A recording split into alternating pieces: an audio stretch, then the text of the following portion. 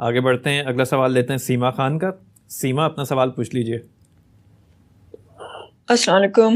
وعلیکم السلام۔ میرا سوال یہ ہے کہ کیا یہ درست ہے کہ دن کے کچھ اوقات ایسے ہوتے ہیں جن میں سجدہ کرنا یا قرآن شریف کی تلاوت کرنا ناپسندیدہ عمل ہے، اور اگر ہے ایسا تو اس کی کیا وجہ ہے؟ شکریہ۔ بہت شکریہ۔ قرآن مجید کی تلاوت تو آپ جب چاہیں، جس وقت چاہیں، صبح کریں، شام کریں، دعا کریں، اللہ کا نام لیں، اس میں کوئی مسئلہ نہیں ہے۔ البتہ یہ ہے کہ ایک لمبے عرصے تک دنیا میں مشرکانہ مذاہب کی حکمرانی رہی ہے، یعنی جس طرح موجودہ دور میں ہم الہات کو بہت زیادہ نشو و نما پاتے ہوئے دیکھ رہے ہیں، اور ایک درمیان کے کوئی 1000 سال گزرے ہیں جس کو عصر الایمان یا ایج آف فیتھ کہا جاتا ہے، یعنی اس میں دونوں طرف سے انبیاء کی دین اور اس کی دعوت کا غلبہ رہا، جیسے مسیحیوں کے ہاں بھی اور ہماری طرف سے بھی۔ لیکن اس سے پہلے سیدھے سیدھے مشرکانہ مذاہب کا غلبہ تھا، اور کم و بیش دنیا کی 2500 3,000 سال کی تاریخ ایسی ہی گزری ہے جو ہمیں معلوم ہے۔ تو اس میں سورج دیوتا کی پرستش ہوتی رہی ہے، اور بڑے بڑے مندر اس کے بنائے گئے، اور بہت غیر معمولی مراسم عبودیت اس کے لیے ایجاد کیے گئے، اس کے لیے ایک پوری میتھالوجی وجود میں آئی۔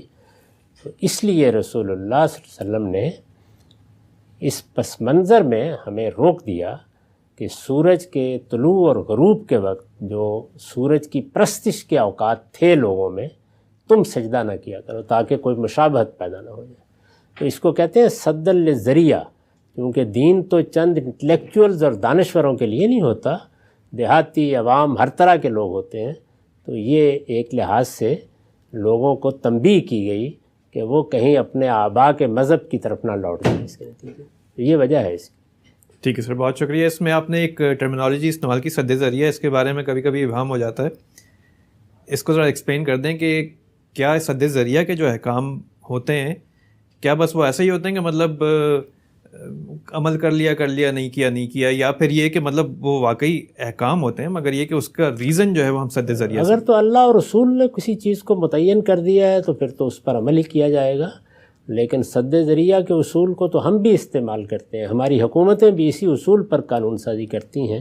تمام ٹریفک کے قوانین سد ذریعہ کے اصول پر ہیں، یعنی یہ چیز سامنے رکھ کر بنائے گئے ہیں کہ اگر آپ ان قوانین کی خلاف ورزی کریں گے تو کوئی نہ کوئی مرے گا، ٹھیک ہے، یا کسی کو نقصان پہنچے گا۔